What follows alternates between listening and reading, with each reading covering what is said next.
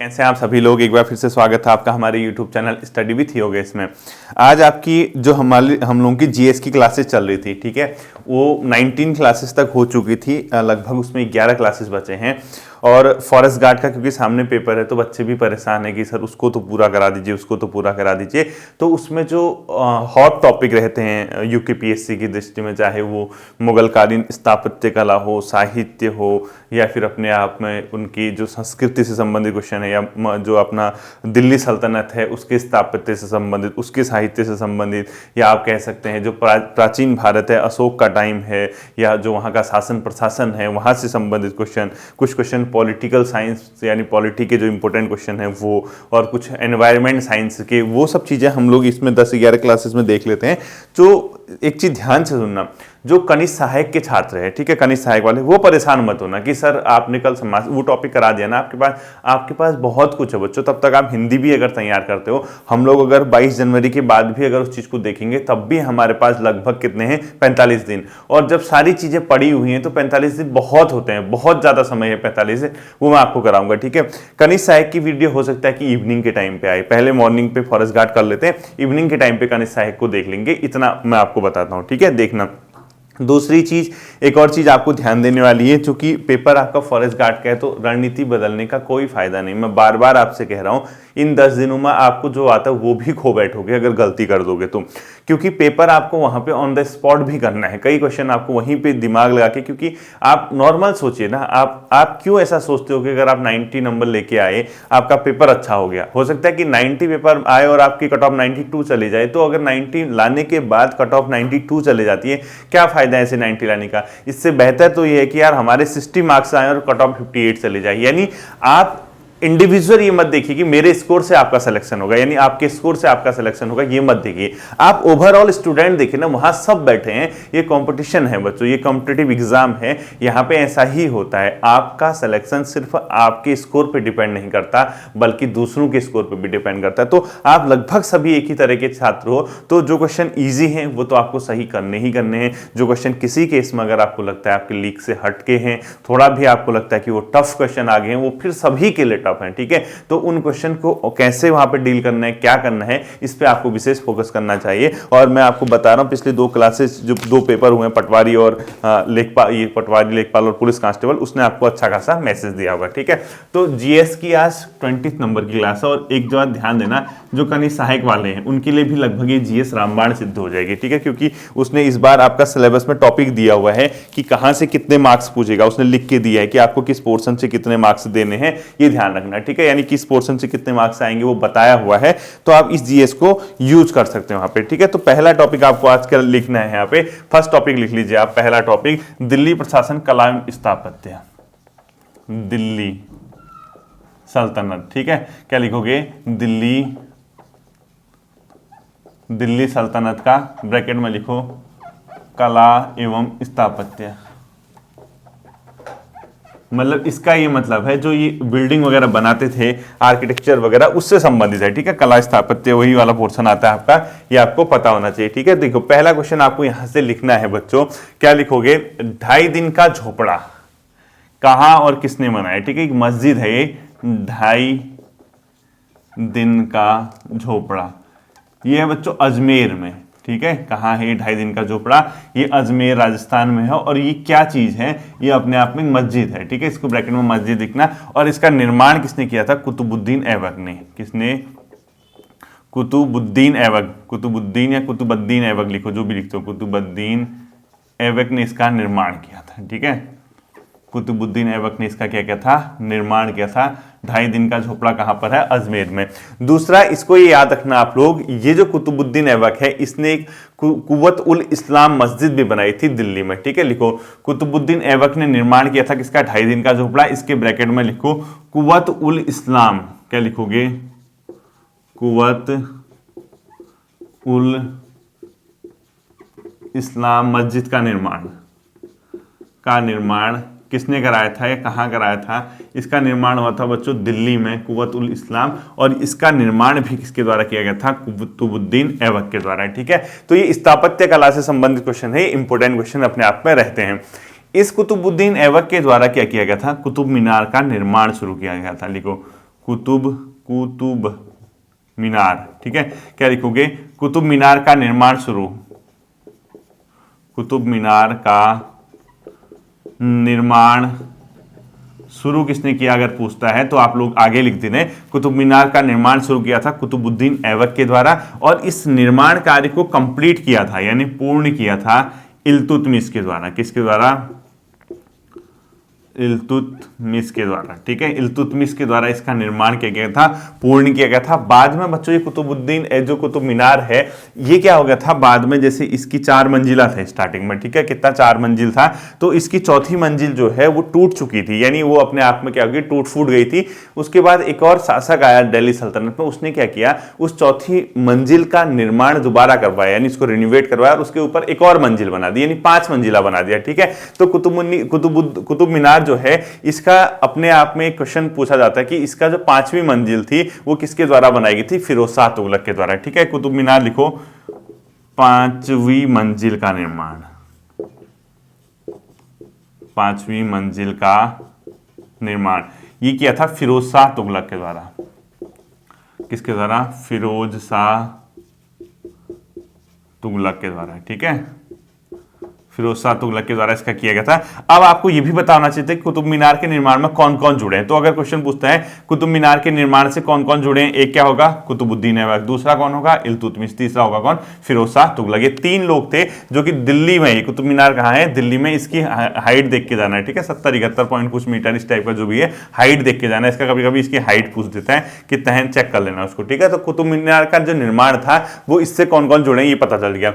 अब आपको यहां से क्वेश्चन और पूछता है, इसी के पास में बच्चों एक अलाई दरबार है, ठीक है। इसी के पास क्या है? अलाई दरबार है, उसका निर्माण पूछता है, ठीक है। इसी के पास लिखो अलाई दरबार या अलाई दरवाजा का निर्माण, जो भी लिखते हो ऐसे लिख दो, अलाई पूरा लिखना, ठीक है। अलाई दरवाजे का निर्माण अलाउद्दीन खिलजी ने, क्या लिखोगे? अलाई दरवाजा, अलाई दरवाजा, इसका निर्माण किसने किया? अलाउद्दीन खिलजी के द्वारा। अलाउद्दीन खिलजी के द्वारा क्या किया गया था? अलाई दरवाजे का निर्माण किया था। और किसके पास है?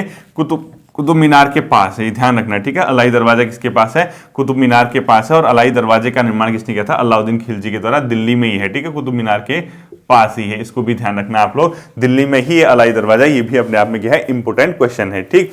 इसके बाद आपको ये पता होना चाहिए बच्चों, यहाँ पे जो कुतुब मीनार के निकट इसमें जो अलाई दरवाजा है ये पहली अपने आप में इस प्रकार की स्ट्रक्चर है जिसमें घोड़े के नाल के आकार की मेहराब का निर्माण हुआ है, यानी सर्वप्रथम स्पष्ट दिखाई देता है, ठीक है। लिखो अलाई दरवाजा के, यहाँ पे लिख दो ब्रैकेट में, अलाई दरवाजे के ब्रैकेट में लिखना घोड़े की नाल के आकार का मेहराब, घोड़े की नाल के आकार का मेहराब सर्वप्रथम दिखाई देता है, ठीक है। सर्वप्रथम दिखाई देता है, किस में दिखाई देता है पूछेगा तो अलाई दरवाजे में, ठीक है।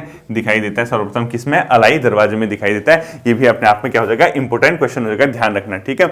अगला लिखो विशुद्ध इस्लामी शैली से निर्मित पहला मकबरा, यानी कंप्लीटली इस्लामी शैली से जो निर्मित किया गया पहला मकबरा है भारत में, वो है किसका? बलबन का मकबरा, ठीक है। दिल्ली सल्तनत का एक राजा हुआ करता था बलबन। तो लिखो विशुद्ध इस्लामी शैली से निर्मित पहला मकबरा, विशुद्ध इस्लामी शैली से निर्मित भारत में पहला मकबरा, भारत में पहला मकबरा, ठीक है। किसका है? बलवंत का मकबरा। बलवंत एक शासक था ना इनका, बलबन का मकबरा जो है बच्चों भारत में विशुद्ध इस्लामी शैली से निर्मित क्या है? बलबन लिख देना, बलबंद हो गया ना, बलबन लिख दो। भारत में विशुद्ध इस्लामी शैली से निर्मित पहला मकबरा अगर पूछता है आपसे तो किसका मकबरा हो जाएगा? बलबन का मकबरा हो जाएगा, ध्यान रखना। और ये जो बलबन है बच्चों, सुल्तान बलबन है, इसका मकबरा सर्वप्रथम इसमें क्या हुआ है? अपने आप में इस्लामी शैली से निर्मित हुआ है, ठीक है। इसका मेहराब का वास्तविक रूप भी इसमें सबसे पहले दिखता है, इसको भी याद रखना, ठीक है। यानी मेहराब का वास्तविक रूप भी इसमें सबसे स्पष्ट दिखाई देता है। जैसे घोड़े की नाल के आकार का मेहराब सर्वप्रथम किस इसमें दिखाई देता है? किस दरवाजे में पूछेगा तो ये इस वाले में क्या होता है, जो मेहराब है वो सर्वप्रथम स्पष्ट रूप से दिखाई देता है। खैर इतना नहीं पूछेगा आपको, आप इतना लिख लो कि विशुद्ध इस्लामी शैली से निर्मित भारत में पहला मकबरा किसका है, बलबन का मकबरा है। ठीक है, इसके बाद अगला जो क्वेश्चन आता है आपका वो लिखो, मोठ की मस्जिद का निर्माण किसने किया था। मोठ की मस्जिद का निर्माण किसके द्वारा किया गया था, सिकंदर लोधी। इस बार के पेपर के लिए इंपॉर्टेंट क्वेश्चन है। ठीक है, संभावित है कि इस बार वाला क्वेश्चन आपका आ जाए। मोठ की मस्जिद का निर्माण, मोठ मस्जिद किसके द्वारा निर्मित की गई थी। मोठ मस्जिद का निर्माण ये किया था सिकंदर लोधी ने, सिकंदर लोधी के द्वारा किया गया था। मोठ की मस्जिद का निर्माण किया गया था, ये भी इंपॉर्टेंट क्वेश्चन है। और इसके मकबरे का, सिकंदर लोधी का मकबरा किसने बनाया था, इब्राहिम लोधी ने। ठीक है, लिखो सिकंदर लोधी के मकबरे का निर्माण,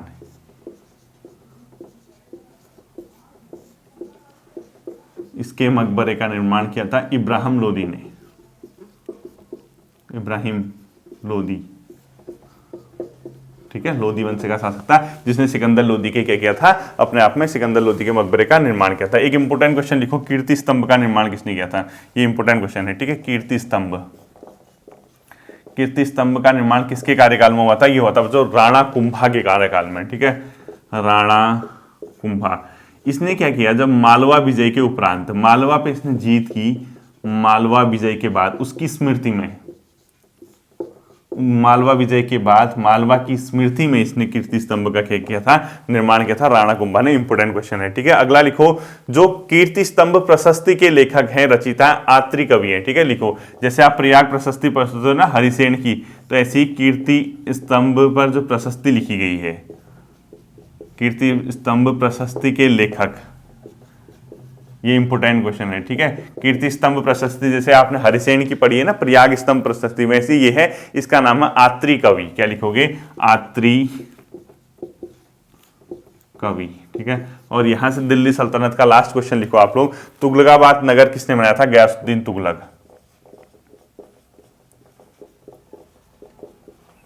तुगलकाबाद नगर किसने बनाया था, गयासुद्दीन तुगलक,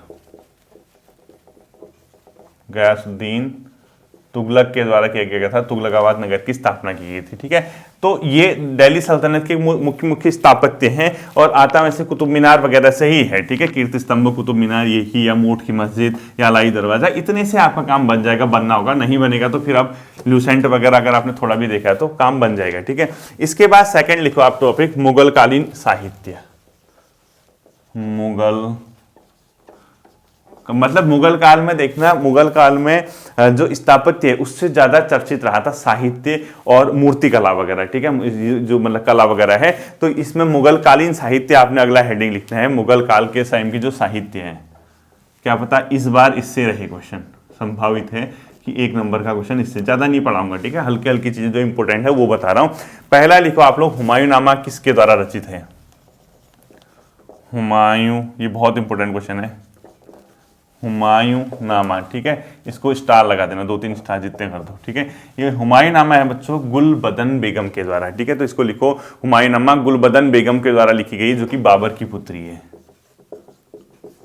गुलबदन बेगम। और ये कौन है, बाबर की पुत्री, लिखो ब्रैकेट में, बाबर की पुत्री रही है गुलबदन बेगम, इसके द्वारा हुमायूंनामा रचित है। और ये मोस्ट इंपोर्टेंट क्वेश्चन है, इसको ध्यान रखना। और गुलबदन के बारे में एक ये भी कथन है कि इसने मुगल काल के ऐतिहासिक अंश भी लिखे हैं। ठीक है, तो मुगल कालीन ऐतिहासिक अंश लिखने का श्रेय जो जाता है गुलबदन बेगम को जाता है। ठीक है, लिखो मुगल कालीन ऐतिहासिक विवरण लिखे, मुगल कालीन ऐतिहासिक विवरण,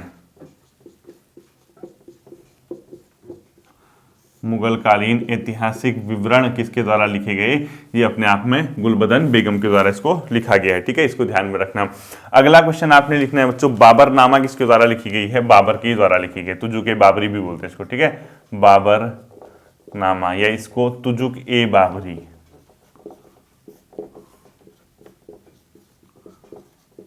ठीक है, ये किसके द्वारा लिखी गई है, बाबर के द्वारा। किस भाषा में लिखी गई है, तुर्की भाषा में लिखी गई। ठीक है, बाबर किस भाषा में लिखता था, तुर्की भाषा में। बाद में इसका क्या हुआ, अनुवाद किया गया था, किसमें, फारसी भाषा में और अंग्रेजी भाषा में। एक अंग्रेजी भाषा में इसका अनुवाद लिखो, अंग्रेजी में लेडेन और रस्किन ने इसका किया था अंग्रेजी अनुवाद। ठीक है, अंग्रेजी अनुवाद लिखो, क्या लिखोगे, लेडेन व रस्किन, क्या लिखोगे, लेडेन व रस्किन ने इसका क्या किया था, अंग्रेजी में अनुवाद किया था।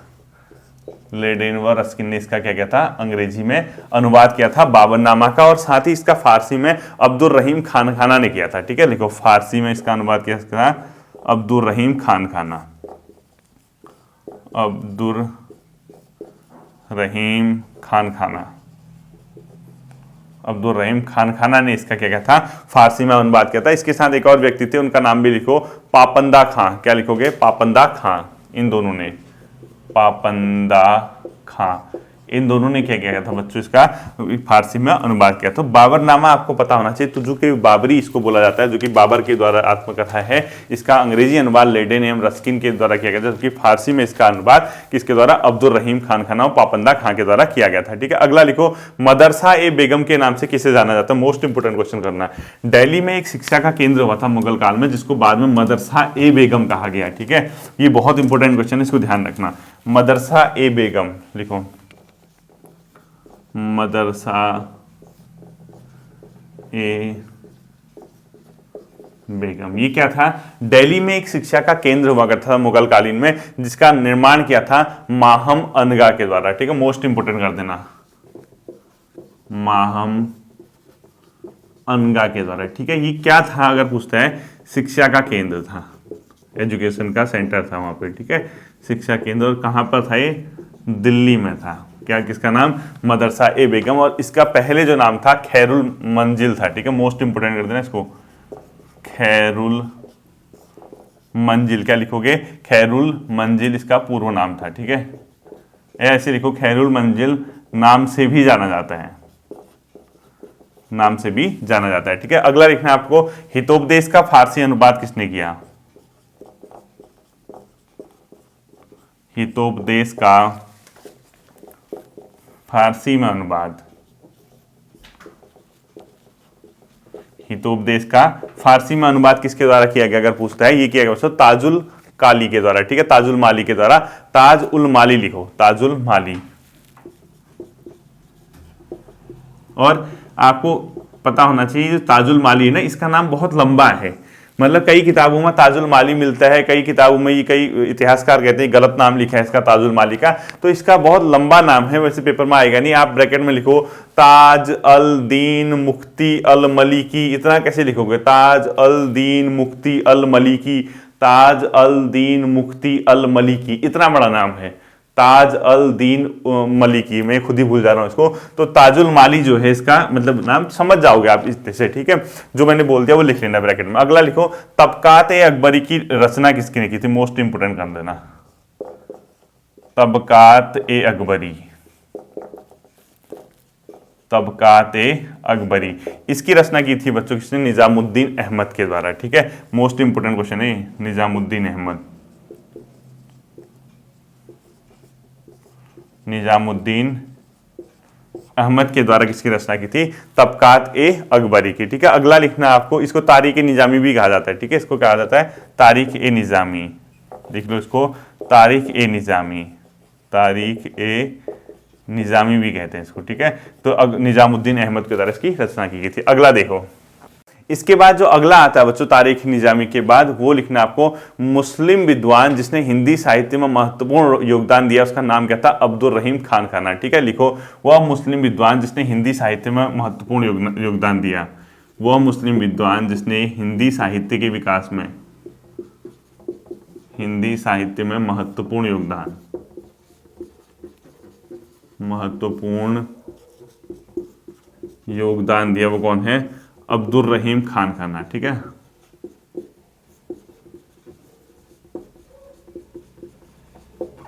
ठीक है, अकबर के दरबार में ये रहा करते थे, मतलब उसके दरबार में भी थे, इसने बहुत ज्यादा योगदान दिया। ठीक है, अगला लिखो, पातशाहनामा की रचना किसने की, अब्दुल हमीद लाहौरी ने, मोस्ट इंपोर्टेंट कर देना, अब्दुल हमीद लाहौरी ने पातशाहनामा,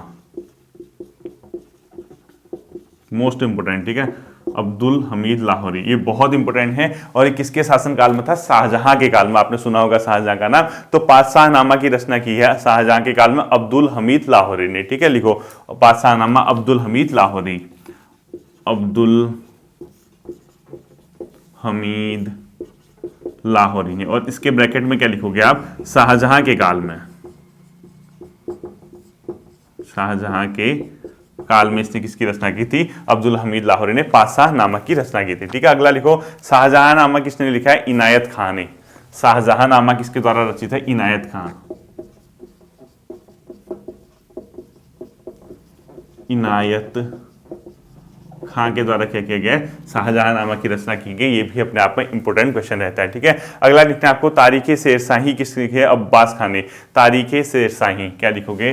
तारीख ए शेरशाही। तारीख ए शेरशाही। ठीक है, अब्बास खान के द्वारा इसको लिखी गई। अब्बास खान के द्वारा इसको क्या किया गया है? रचित किया गया। इसको भी आप लोग क्या करोगे? ध्यान में रखोगे। ठीक है, नेक्स्ट क्वेश्चन लिखना है आपको, अकबरनामा किसके द्वारा लिखी गई? अबुल फजल के द्वारा। मोस्ट इंपोर्टेंट, अकबरनामा के रचयिता अबुल फजल। अकबरनामा के रचयिता कौन है बच्चों? अबुल फजल है। सुपर इंपोर्टेंट क्वेश्चन है। ठीक है, नेक्स्ट क्वेश्चन में पंचतंत्र का फारसी अनुवाद अबुल फजल ने ही किया था। ठीक है, इसमें एक क्वेश्चन और लिखो, पंचतंत्र का फारसी अनुवाद। कहाँ लिखूं? मिटा देता हूं। ठीक है, पंचतंत्र का फारसी में अनुवाद लिखो, अबुल फजल के द्वारा ही किया गया था। पंचतंत्र का फारसी में अनुवाद अबुल फजल के द्वारा किया गया था। पंचतंत्र का फारसी में अनुवाद अबुल फजल के द्वारा किया गया था। ठीक है, क्या लिखोगे? पंचतंत्र का फारसी में अनुवाद। पंचतंत्र किसकी में से? विष्णु शर्मा की। फारसी में अनुवाद अबुल फजल। अबुल फजल के द्वारा इसकी क्या की गई थी? रचना की गई थी। ठीक है, नेक्स्ट क्वेश्चन आपने लिखना है बच्चों यहाँ पे, नस्तालीक क्या था? ध्यान में रखना, नस्तालीक ये है एक लिपि है। नस्तालीक फारसी लिपि थी बच्चों ये, जिसमें कौन निपुण था अपने आप में? औरंगजेब। औरंगजेब इस लिपि का बहुत बड़ा ज्ञाता था। ठीक है, औरंगजेब इसमें निपुण था। आप लोग लिखो, नस्तालीक क्या थी? एक फारसी लिपि थी जिसका कि औरंगजेब क्या था? औरंगजेब निपुण था इसमें।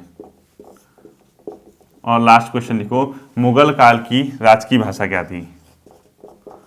मुगल काल की दरबारी, या जैसे भी लिखते हो, मुगल काल की दरबारी भाषा क्या लिखोगे? मुगल काल की दरबारी भाषा फारसी। दरबारी भाषा क्या थी इनकी? फारसी थी। ठीक है, इसको भी आप लोग ध्यान रखना। तो ये था मुगल काल का क्या अपने आप में एक प्रकार का साहित्य, और दिल्ली सल्तनत का क्या था अपने आप में, मतलब वो जो हमने स्थापत्य पढ़ा। ठीक है, और हैं अभी 2-4 वीडियोस में, इसको मैं कंप्लीट कराता हूँ, क्या पता आपका एक आध नंबर बन जाए फॉरेस्ट गार्ड वगैरह में। तो एक एक नंबर अपने आप में महत्वपूर्ण होता है बच्चों, इसको ध्यान में रखना है। ठीक है, इसके बाद जो नेक्स्ट आता है आपका, वो मॉडर्न हिस्ट्री की ओर आते हैं हम। इसमें थर्ड टॉपिक लिखो, आजाद हिंद फौज। आजाद हिंद फौज और सुभाष चंद्र बोस, इनसे क्वेश्चन। ठीक है, सुभाष चंद्र बोस। आपको पता ही होगा, जय हिंद का नारा किसने दिया था?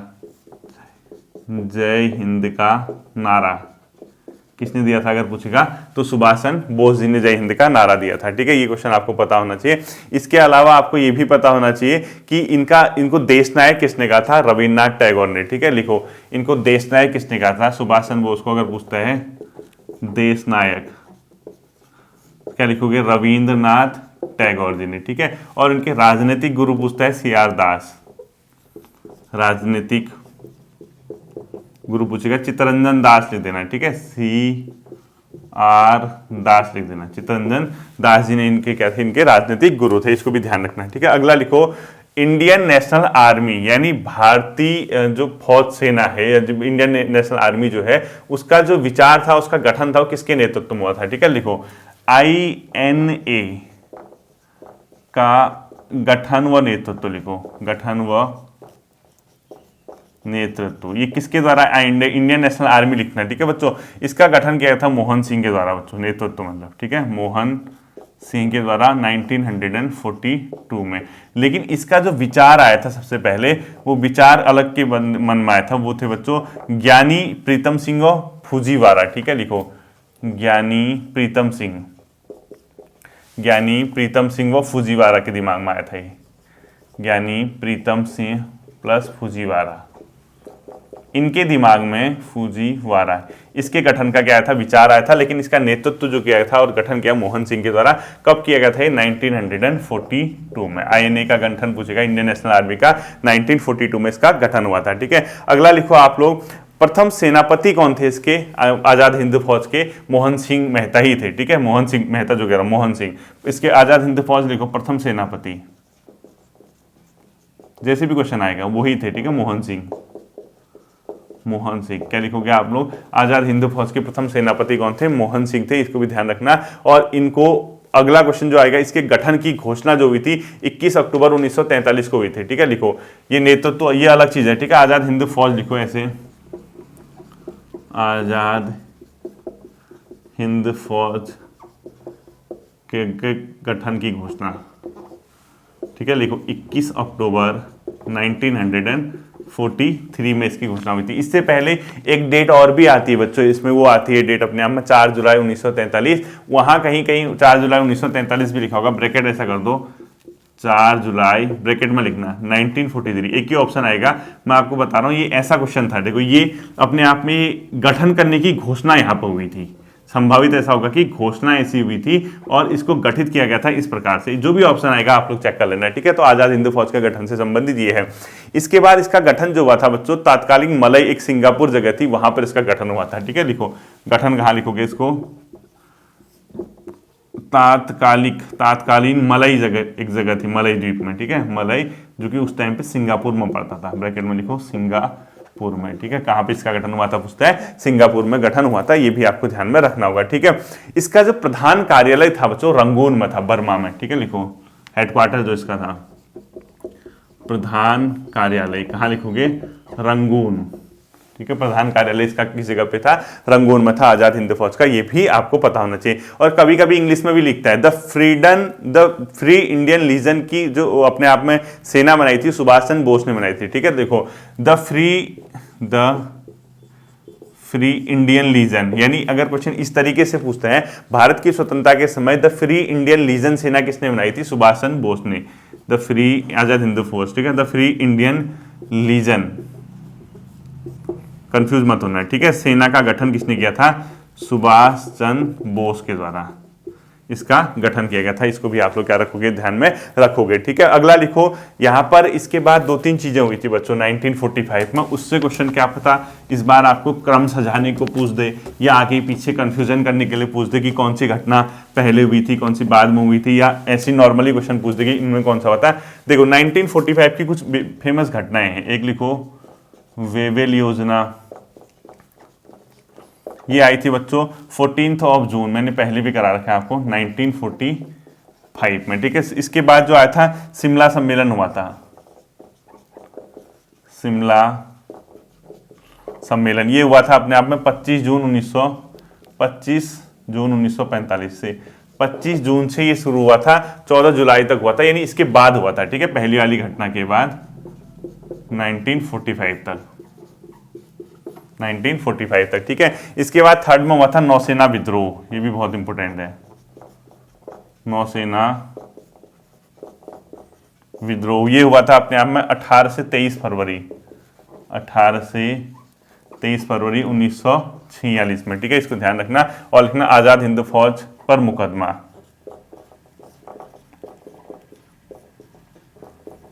आजाद हिंद फौज जो था इस पर जो मुकदमा चला था नवंबर 1945 में। ठीक है, मोस्ट इंपोर्टेंट, नवंबर 1900 कब चला था, 1945 में, इसको भी ध्यान रखना है। ठीक है, 1945 में। अब आपको ये नवंबर 1945 मतलब आगे पीछे जो भी है कर लेना, इसको आजाद हिंद फौज को मुकदमा है ना, इसको लाल किला मुकदमा भी बोलते हैं। क्या बोलते हैं, लाल किला मुकदमा। ठीक है, बहुत फेमस है ये, लाल किले का मुकदमा भी इसको बोला जाता है। ठीक है, बहुत फेमस क्वेश्चन है। इसके सदस्य जो थे बच्चों आजाद हिंद फौज में, बचाव पक्ष, जो ये मुकदमा चला था, बचाव पक्ष में कौन कौन वकील थे, ये भी क्वेश्चन आता है। ठीक है, बचाव पक्ष के वकील लिख दो सीधे सीधे, आपसे क्वेश्चन डायरेक्ट पूछेगा कि आजाद हिंद फौज में बचाव पक्ष के वकील भूला भाई देसाई, तेज बहादुर सप्रू और नेहरू। ठीक है, लिखो भूला भाई देसाई, भूला भाई देसाई, तेज बहादुर सप्रू, तेज बहादुर सप्रू जवाहरलाल नेहरू, ये बेसिकली ये तीन इसमें बचाव पक्ष के वकील थे।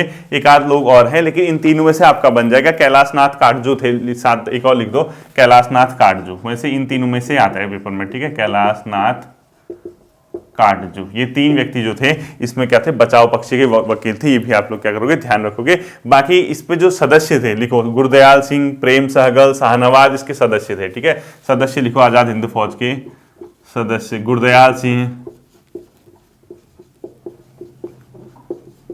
प्रेम सहगल,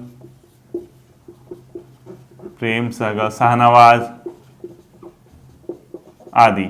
इन लोगों पे क्या चला था, इसमें मुकदमा चला था, ये भी आपको पता होना चाहिए, ठीक है। अगला क्वेश्चन आपने लिखना है कैबिनेट मिशन, ठीक है। इसके बाद सीधे क्या लिखोगे, लास्ट टॉपिक आपका इसी के साथ मॉडर्न हिस्ट्री में एंड। अब मॉडर्न हिस्ट्री के क्वेश्चन नहीं कराऊंगा क्योंकि संविधान सभा वगैरह मैंने सब कराई हुई है आपको, ठीक है। संविधान सभा, भारत का स्वतंत्रता संग्राम, ये आपको आता ही होगा। लास्ट क्वेश्चन लिखो आज का, कैबिनेट मिशन। इस बार फॉरेस्ट गार्ड के लिए इसमें क्वेश्चन, कैबिनेट मिशन।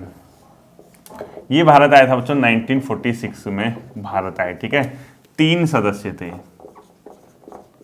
3 सदस्य। और सदस्य कौन थे, सर पैंथिक लॉरेंस, क्या थे पहले, सर पैंथिक लॉरेंस, जो कि इसके अध्यक्ष भी थे, ठीक है। ब्रैकेट में लिखो अध्यक्ष, अगर पूछता है कैबिनेट मिशन का अध्यक्ष कौन था। बाकी अन्य सदस्य थे स्टेफर्ड क्रिप्स, ठीक है। और कौन था, अलेक्जेंडर फ्लेमिंग। क्या क्या लिखोगे, लास्ट मेंबर इसमें लिखोगे एवी अलेक्जेंडर, एवी अलेक्जेंडर,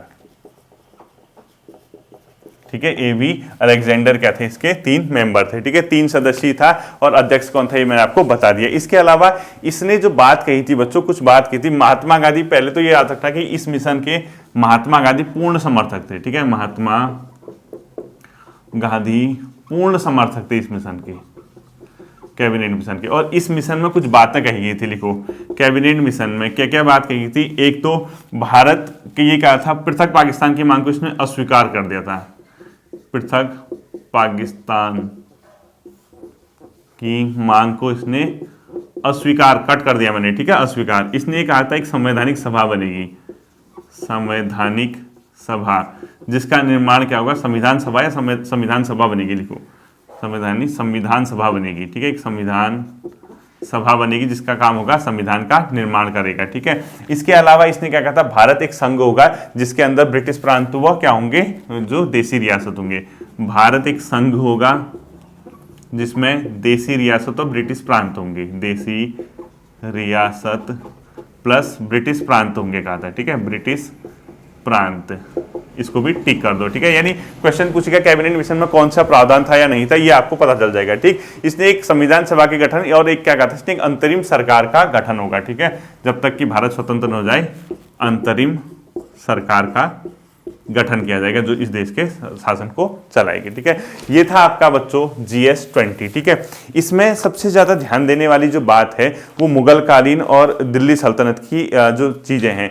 तो मैं राजा महाराजा नहीं पढ़ाने वाला हूं आपको, अकबर, हुमायूं, बाबर, ये नहीं। सिर्फ और मैं इनके कला संस्कृति, इनका साहित्य, इनका स्थापत्य कला, इनके समय में जो मूर्ति कला वगैरह, जो भी मूर्ति कला तो थी नहीं ऐसी फेमस, ये सब मैं आपको पढ़ा दूंगा, ठीक है। फिर मिलते हैं अगले सेशन पे, अपना ध्यान रखिएगा। Thank you.